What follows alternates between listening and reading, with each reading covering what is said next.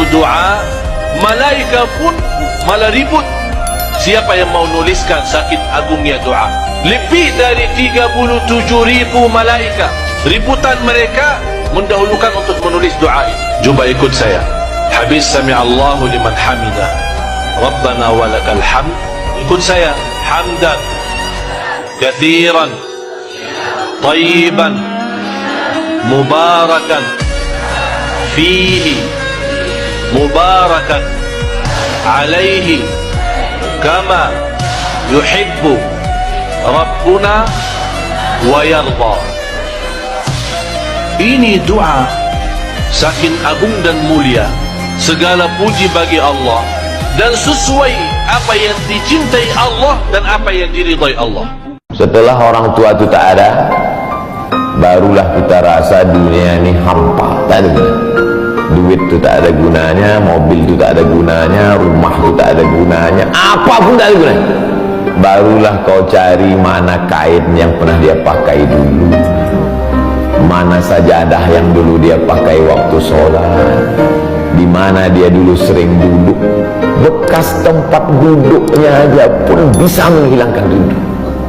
Tapi setelah dia tak ada, makanya mumpung dia masih ada, ciumlah tangannya, peluklah tangannya, ciumlah kelingking. Kalau kau ada duit, kirim. Siapa orang yang kira-kira bisa digaji, dibayar untuk memasakkan dia di rumah? Berkirimlah. Karena sampai masanya nanti duit yang banyak itu tidak ada gunanya. Sebanyak apapun kau simpan, tak ada rasanya lagi, hampa. Allah berfirman kepada orang-orang yang banyak dosa seperti kita, yang pernah berzina, yang pernah minum khamar, yang mungkin pernah membunuh, yang pernah makan riba, yang pernah melakukan dosa diam-diam, yang banyak dosa, yang kotor, hina, dina. Allah bilang, ya ibadi, hambaku, gitu. Lembutnya panggilan Allah kepada kita. Allah nggak panggil, wahai manusia, wahai pendosa, wahai orang yang hina. Enggak, Allah bilang, qul ya ibadiyalladzina asrafu ala anfusihim. Bilang kepada hamba-hambaku yang banyak dosa. Tapi Allah nggak bilang yang banyak dosa, yang melampaui batas terhadap dirinya. Lembut sekali bahasa Allah. Udah banyak dosa, Allah masih memanggil kita hamba. Bahkan ketika kita melakukan dosa, diam-diam di malam hari, tidak ada yang melihat kecuali Allah, kemudian cuma satu malaikat yang mencatat. Allah Subhanahu wa Ta'ala berbisik kepada malaikat itu, jangan catat dulu, mungkin besok dia akan bertobat. Dan jangan kabarkan ini kepada malaikat yang lain. Allah kalau kita buat dosa diam-diam, Allah tutupi aib kita, nggak mau ngasih tahu kepada yang lain. Tapi begitu kita taubat, Allah langsung mengatakan, wahai para malaikat, lihat hambaku itu, dia bertaubat. Giliran kita beramal soleh, Allah umumkan. Giliran kita buat dosa, Allah diam aja. Malaikat mau mencatat, wahai malaikat tunggu dulu ya, besok dia mau bertobat mungkin.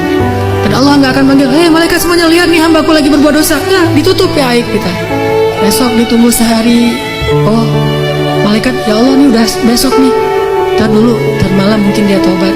Allah membuka pintu tobat untuk dosa siang hari di malam hari. Allah buka pintu tobat di malam hari untuk dosa di siang hari, dan membuka pintu tobat di siang hari untuk orang yang berdosa di malam hari. Oh tunggu nanti malam dia mungkin bertobat. Udah malam, ya Allah dia udah tidur, mungkin ntar lagi dia bangun. Nggak bangun juga, 24 jam Allah nunggu kita. Nggak boleh catat dulu. Kata Allah, malaikat jangan catat dulu. Kenapa ya Allah? Siapa tahu nanti di akhir hayatnya dia balik kepada aku. Tunggu sama Allah. Begitu kita sakit menjelang kematian kita, baru Allah ternyata ngelihat kita kayaknya nih udah ada perubahan. Tiba-tiba kita datang kepada Allah menyesal, ya Allah saya banyak dosa. Itu kan hambaku ini bertobat. Sini hambaku. Langsung diselamatin, langsung seolah-olah didekap, dipeluk oleh Allah. Dan malaikat yang mencatat tadi tidak jadi mencatat. Kata Allah, lihat wahai malaikat, hambaku ini bertobat. Jangan catat keburukan dia. Wahai seluruh malaikat, lihat hambaku ini sudah bertobat. Allah umumkan. Lalu Allah mendekap kita dengan kasih sayangnya. Allah mengampuni seluruh dosa-dosa kita. La ubali, kata Allah, wahai hamba-hambaku, jika kalian datang kepadaku meminta ampun, padahal kalian memiliki dosa sebanyak langit dan bumi, akan aku ampunkan dosa kalian semuanya. Wala ubali, dan aku tidak peduli sebanyak apa dosa itu. Orang-orang yang sabar, orang-orang yang paham, semua yang ada pada dirimu bukan milikmu. Hartamu bukan milikmu, kehebatanmu, ilmumu bukan milikmu, Allah yang berikan kepadamu. Kesehatanmu bukan milikmu, Allah yang berikan kepadamu. Sewaktu-waktu Allah bisa ambil mendadak begitu saja, dan engkau harus siap. Inna lillahi wa inna ilaihi roji'un. bahwa semuanya milikmu ya Allah. Engkau ambil sewaktu-waktu, kami siap ya Allah. Begitulah yang disebut sebagai orang-orang yang sabar. Namun ingat, ujian bukan hal yang sedih-sedih saja. Perhatikan surah Al-Ankabut ayat 35. Wahai manusia yang mengatakan kenapa dia tidak diuji? Dia hidupnya enak, kaya raya, keluarganya bahagia, tapi tak pernah sholat. Kenapa dia tidak diuji? Itu ujian, teman-teman sekalian.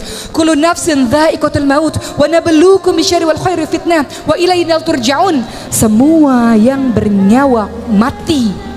Apa yang engkau sombongkan, engkau akan mati.